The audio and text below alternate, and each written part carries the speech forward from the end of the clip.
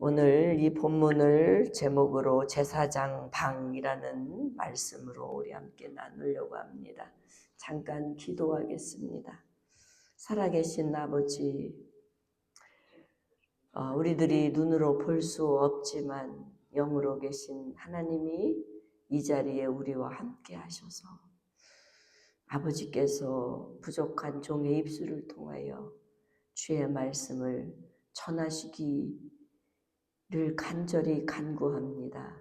저는 십자가의 뒤에 가리워 주시고 오직 체험하신 아버지 하나님의 말씀, 1.1핵도 없어지지 않는 하나님의 말씀, 우리가 주님 앞에 마지막 날에 서는 그때에 이 하나님의 말씀으로 심판하시고 상을 주실 말씀이시기에 저희들이 오늘 영적인 귀를 열고 영적인 눈을 열고 영적인 마음을 열어 받을 수 있는 복된 시간 되게 하여 주시옵소서. 모든 걸 주님께 의탁하옵고 예수님의 이름으로 기도하옵나이다. 아멘.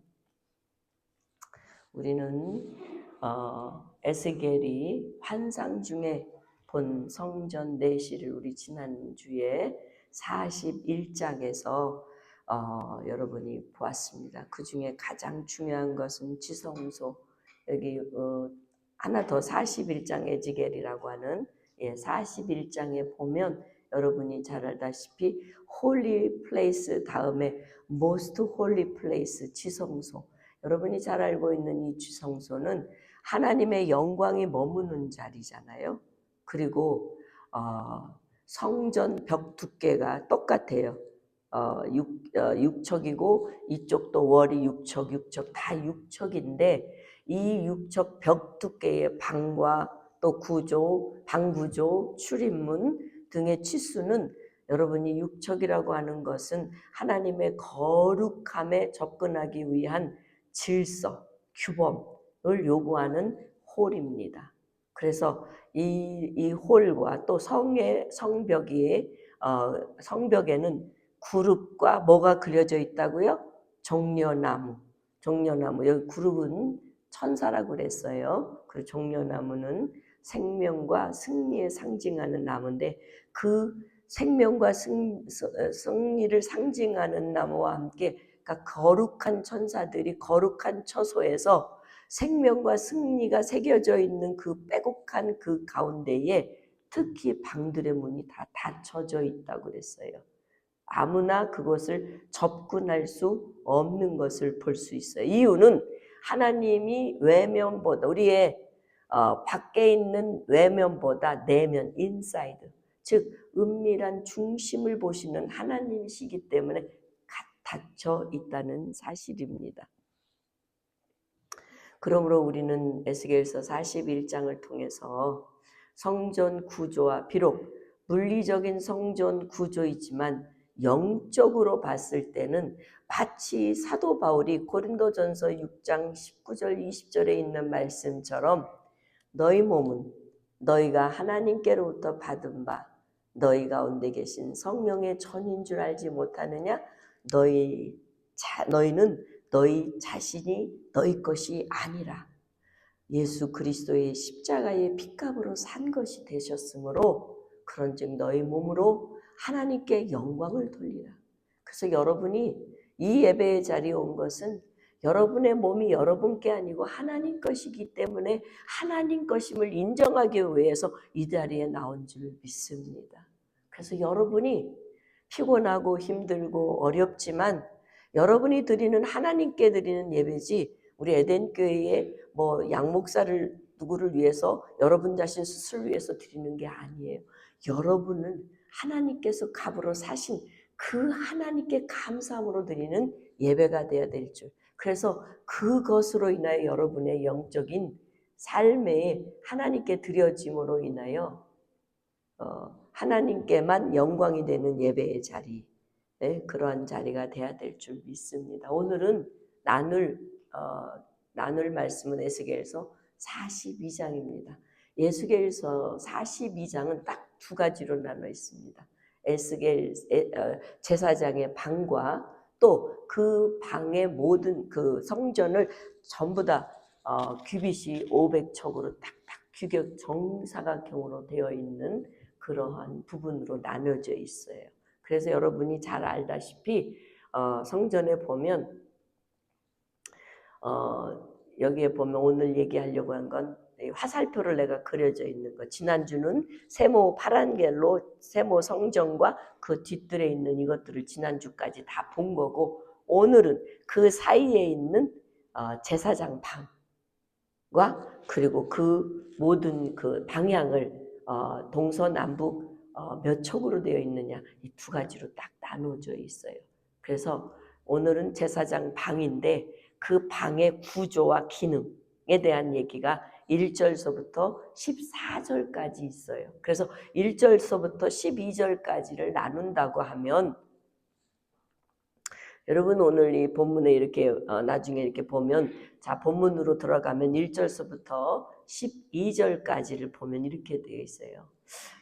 이 에스겔을 데리고 밖으로 나가서 북쪽 뜰로 가서 두 방에 이르고, 두 방에 하나는 골방 앞뜰을 향하였고 다른 하나는 북쪽 건물을 향하였는데, 그 방들의 자리의 길이는 100척이요 너비는 50척이며 그 문은 북쪽을 향하였고, 그 방 3층에 화랑들이 있는데 한 방의 회랑은 20척 되는 안뜰과 마주대하였고, 다른 한 방의 회랑은 바깥 박석 깔린 곳과 마주대하였고, 그 방 사이에 통한 길이 있어 너비는 10척이요. 자, 위에 바로 위에 한번 보여주세요. 여러분 한번 그림, 여기 아니 하나 더 밑으로, 여기에 보면 이 방들 이렇게 쫄쫄쫄쫄 있잖아요. 지금 요 방들의 길이가 지금 양쪽, 저쪽도 똑같아요. 저쪽도 이쪽도. 그래서 방이 몇 개예요? 제사장의 방이 우리가 지난주에 봤을 때 방들이 30개로 되어 있어요.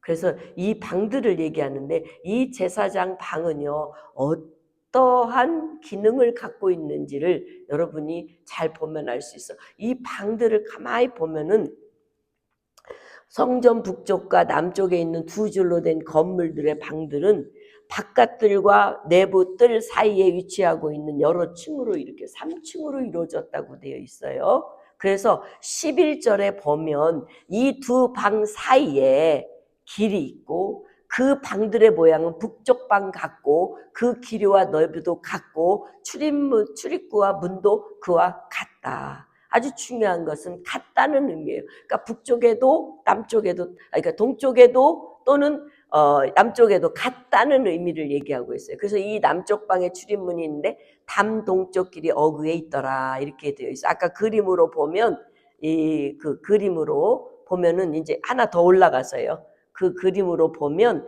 여러분 성소와 지성소 사이에 제사장의 방이라고 이렇게 기록이 되어 있죠. 그렇게 양쪽으로, 여러분이 잘 알다시피 동서가 이쪽 끝이잖아요. 남북으로 되어 있잖아요. 남북으로 되어 있는 남쪽과 북쪽이 날라리 같이 성소를 중앙으로 해서 이 제사장이 방들이 있다는 거예요. 그래서 14절 15절에 보면 여러분이 잘 알다시피 이 두 방들을 보면 13절 14절에 보면 뭐라고 되어 있냐면, 이 방들은요 기능이요 좌우에 골방 뜰 앞, 그 북쪽과 남쪽에 있는 방들은 거룩한 방이래요. 그래서 거룩한 방으로 여호와를 가까이 하는 제사장들이 지성물을 거기에서 먹고, 또 지성물 곧 소제, 속제제, 속건제, 제물을 거기에 두는 곳이라는 거예요. 그래서 그것은 거룩한 곳이다.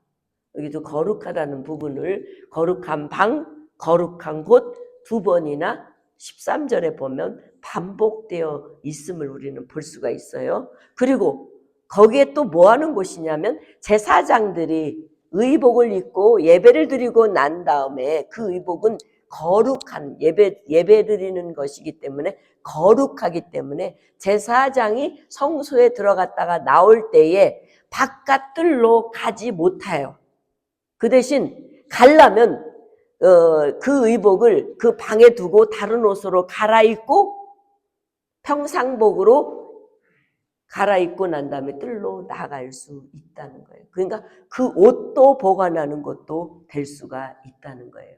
그래서 여러분이 앞절에 있는 1절서부터 11절을 가만히 보면 하나님께서는 이 모든 방사의 길이와 너비와 출입구 문도 같이 세심하게 정하신 이유가 있어요. 그것은 여러분, 우리가 신약에 와서는 예수 그리스도의 몸으로 인하여 더 이상의 죄를 사하기 위한 제사가 없어졌어요.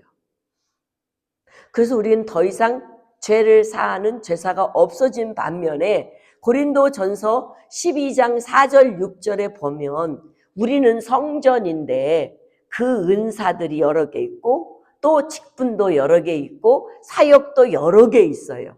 그런데 하나님에 의한 여러 가지의 직분, 사역, 은사들을 각양으로 나눠줘 있어요. 그러니까 여러분에게 주어진 은사는 내가 뭐를 잘한다 하는 것은 하나님이 주신 거예요. 여러분이 노력해서 얻은 것도 되지만 하나님이 주셨기 때문에 여러분이 노력해서 더 아름답게 빛이 나게 된 거예요. 그걸 사용하는 데 있어서 여러분이 누군가에게 사용하는 게 아니라 하나님께 사용한다는 이 의식이 성전 안에서의 분명한 의도가 있다는 거예요. 그래서 에스겔이 본 환상 속에는 어쩌면 영적으로 신약에 와서 예수 그리스도의 몸을 이루는 교회라고 본다면 그 교회의 지체들인 여러분과 나는 각가지의 은사, 직분, 사역들로 자기에게 맡겨준 것을 누구에게 보여주기 위한 사역이 아니라 하나님께 하는 사역이라는 거예요. 그러니까 여러분이 아무렇게나 할 수 있는 게 아니라는 거예요. 세상의 일들은 여러분 돈 벌기 위한 목적과 이유가 있어서 여러분 직장에 가는데 늦어요? 안 늦잖아요. 늦으면 그게 어텐던스가 나빠져서 나중에 다른 지역으로도 옮길 때도 항상 그것이 발목이 되어 직장에 못 들어갈 수도 있어요.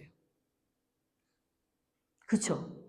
근데 우리가 하나님께 하는 사역들을 하나님께 주신 은사를 사용하는 데 있어서 마치 누군가에게 마치 내가 선심 써서 행하는 이런 사역이 돼서는 안 된다는 거예요.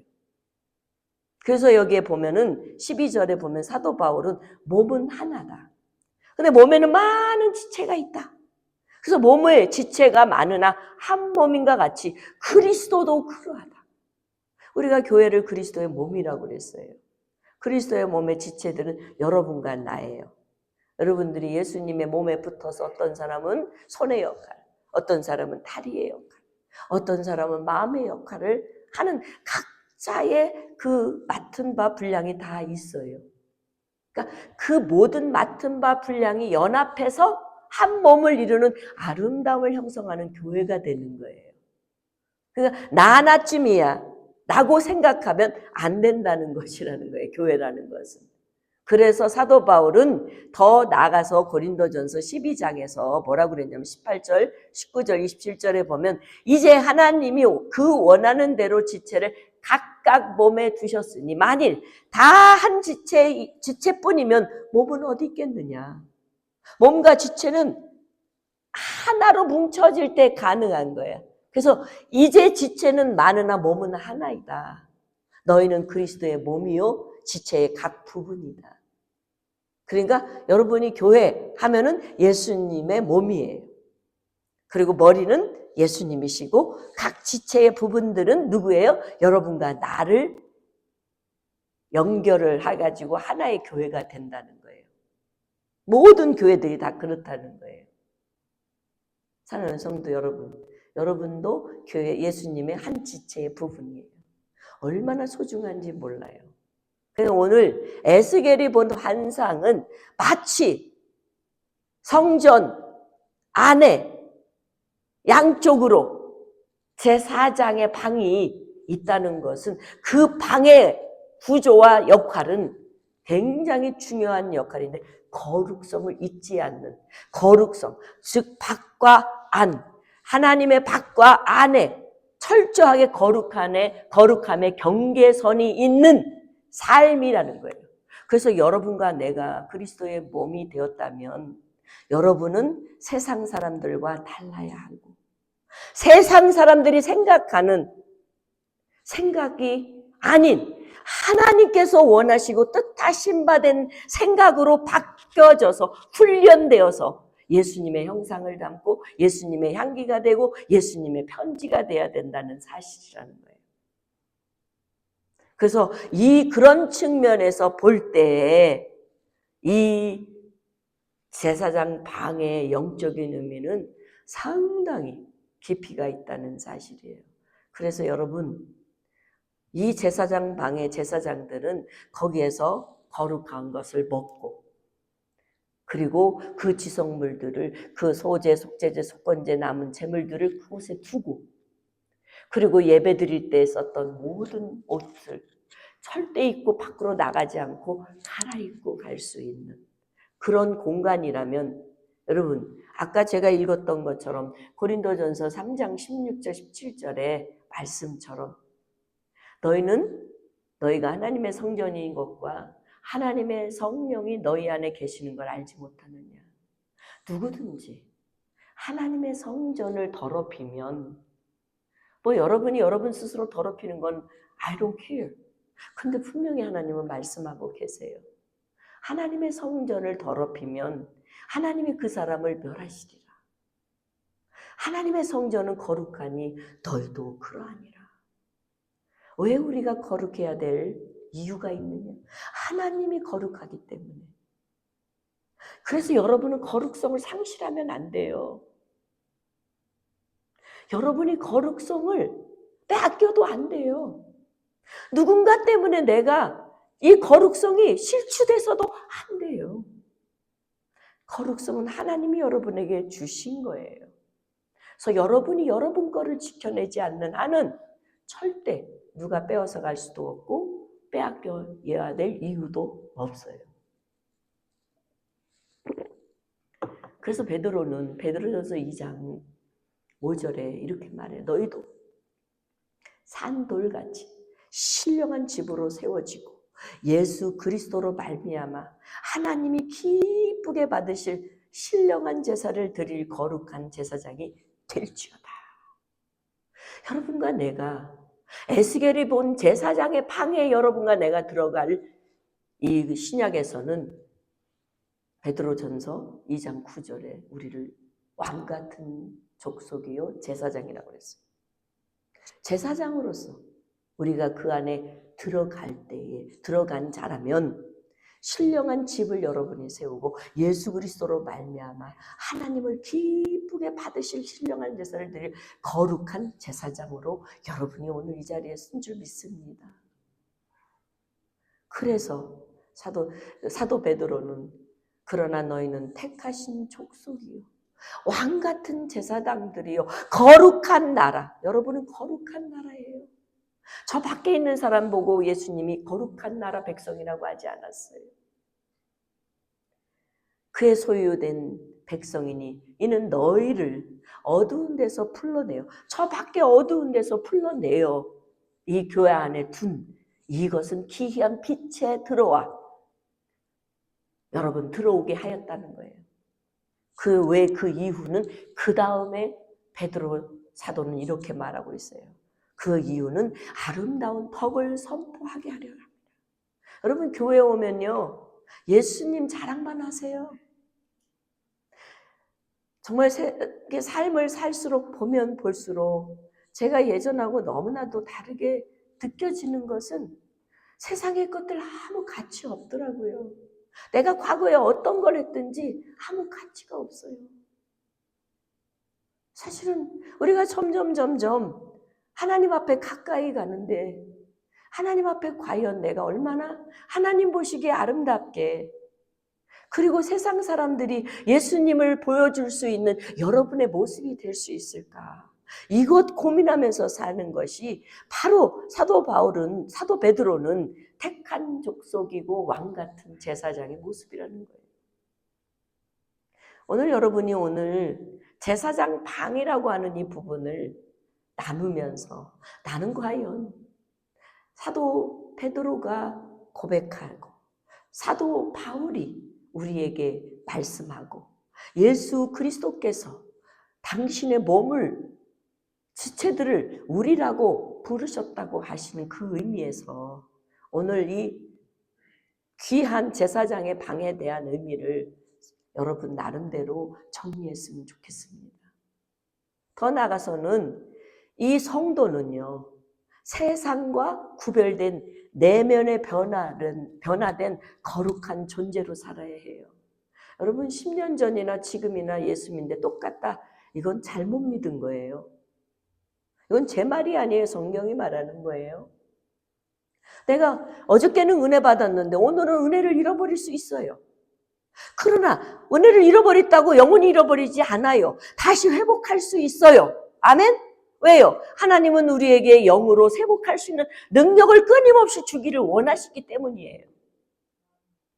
그래서 여러분, 오늘 실수했다고 내일이 없다고요? No. 오늘은 내가 이 옷을 입었어요. 내일은 성령의 옷을 입었어요. 근데 모레는 또 이 옷을 입을 수도 있어요. 그리고 그 다음 날은 주님이 다시 내가 회개하고 돌아오면 성령의 옷으로 입혀주시고 더 단단한 성령의 옷으로 입혀서 또다시 내가 갈아입지 않는 옷으로 채워주시는 그런 하나님이심을 여러분 믿으셔야 돼요. 우리가 지난주에 생각했던 혈우증으로 12년 동안을 고생했던 이 여인이 12년 동안 그냥 허송세월 보냈겠어요? 그 예수님의 옷자락을 잡으면은 나을 거라고 하는 그 믿음을 갖기까지 얼마나 많은 고통을, 번뇌를, 고민을 해서 자기 자존심, 자기가 있는 돈, 자기가 알고 있는 모든 상식들을 다 버리고 예수님 그 옷자락 하나만 가지는 희망을 가졌기 때문에 그 일이 이루어진 거 아니에요? 우리는 여전히 10년 전에 가지고 있는 생각 그대로를 갖고 예수를 믿으려고 자꾸 다른 사람하고 비교하려고 하면 발전이 없어요. 변화가 없다는 거예요. 바뀔 수도 없어요. 여러분 그릇에 구정물이 들어있는데 그걸 완전히 다 버리고 난 다음에 물을 채워야 깨끗한 물이 되지. 거기다 계속 떠오면은 뭐가 달라지겠어요? 똑같죠.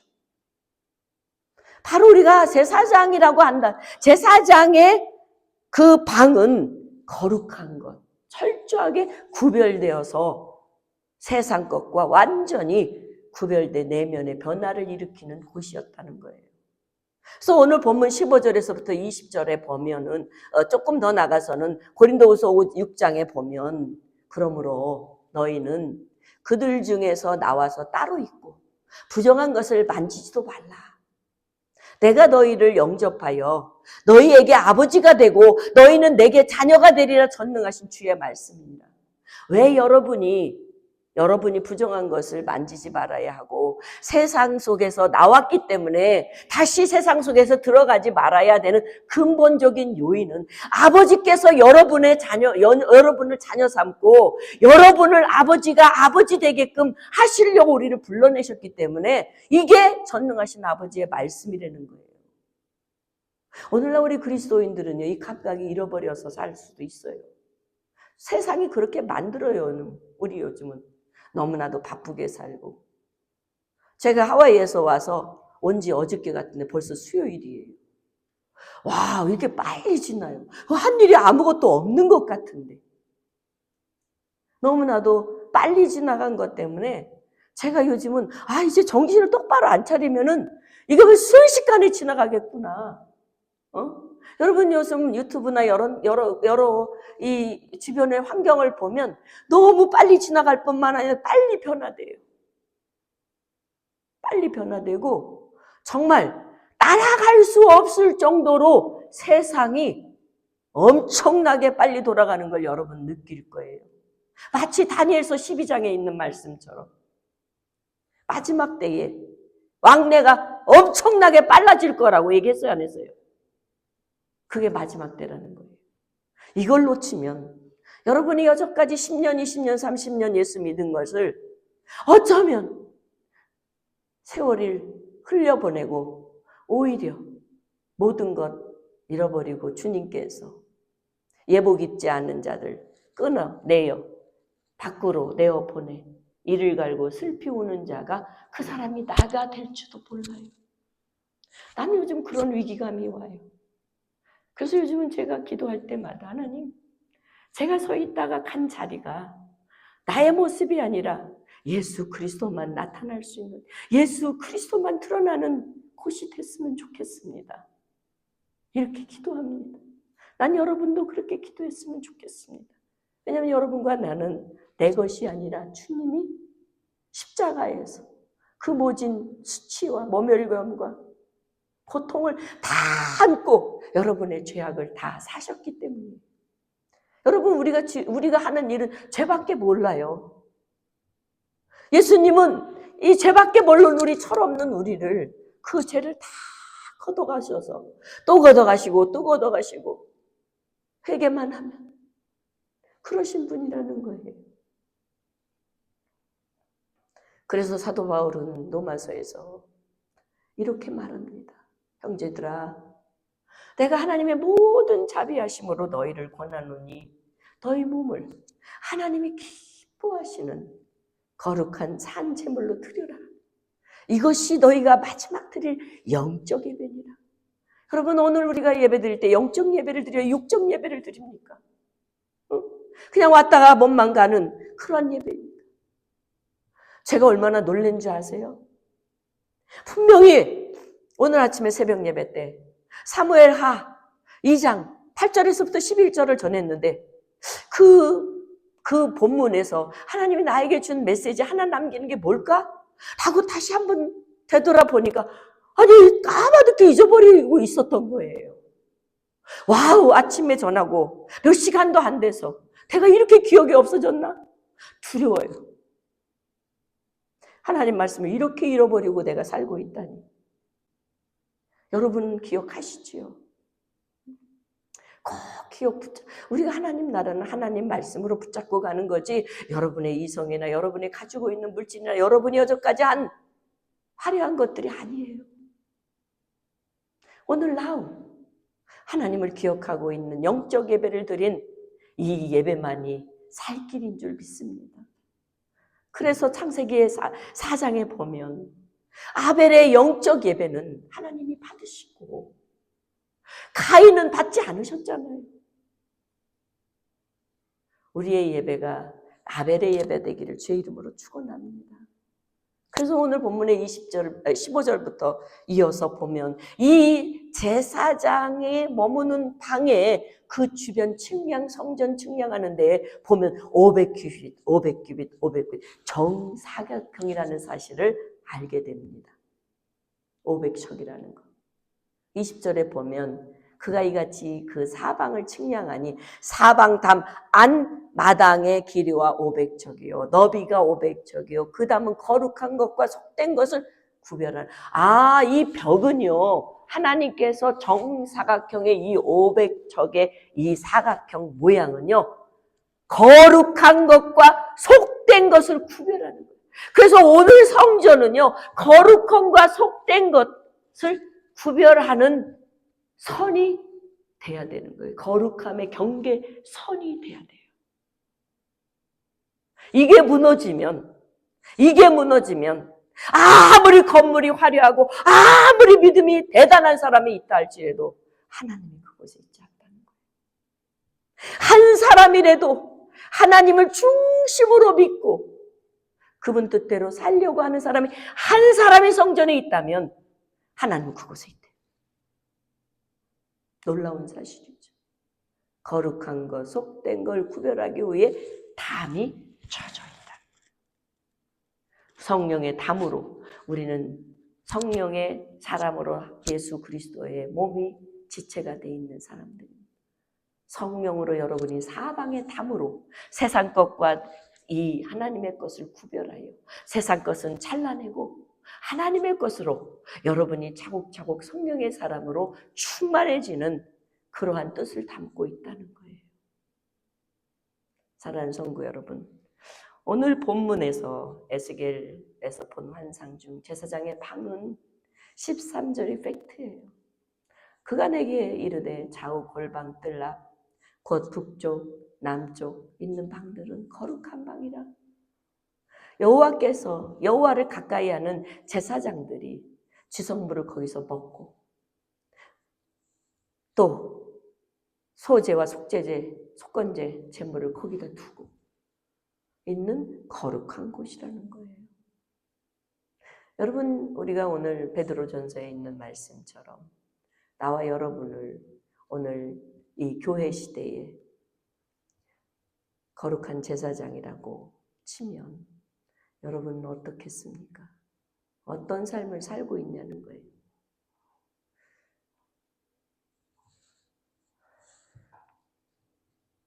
오늘 히브리서 10장 18절에 보면 예수 그리스도께서 속죄 제물로 우리에게 주신 바 된 연유로 구약적 제사 제도는 이제 영원히 폐지되었습니다. 어쩌면 에스겔이 환상으로 본 이 제사장 방의 놀라운 역할은 이제 더 이상 대제사장이 자신의 몸을 들여 더 이상 제사를 드릴 게 없기 때문에 온 주님을 믿는 모든 사람을 왕 같은 제사장으로 만들었다는 사실이에요. 할렐루야. 그렇다면 이제 제사가 폐지된 마당이면 우리가 천국을 누릴 자들이 참된 이스라엘이 누구겠어요? 참된 이스라엘이 예수 그리스도를 받아들이는 메시아닉 유대인과 교회라는 사실입니다. 그래서 마태복음 21장 43절에 아버지께서 이런 말씀을 하셨어요. 예수님께서 그러므로 내가 너희에게 이르노니 하나님의 나라를 너희는 빼앗기고 누구는 빼앗기고 지금 누구에게 지금 전하는 거죠? 바리새인들과 서기관들과 유대인들에게. 그러므로 내가 너희에게 이르노니 하나님의 나라를 너희는 빼앗기고 그 나라의 열매 맺는 백성은 받으리라. 하나님께서 예수님이 씨 뿌렸잖아요. 하나님의 나라의 씨를요. 그 씨를 받고 열매를 맺는 백성들은 받는데요. 그러나 그렇지 않는 자는 못 받는데요. 베드로전서 2장 9절 10절에 더 들어가 보면 이렇게 돼 있어요. 너희가 전에는 백성이 아니더니 이제는 하나님의 백성이요. 전에는 국류를 얻지 못하더니 이제는 국류를 얻은 자니라.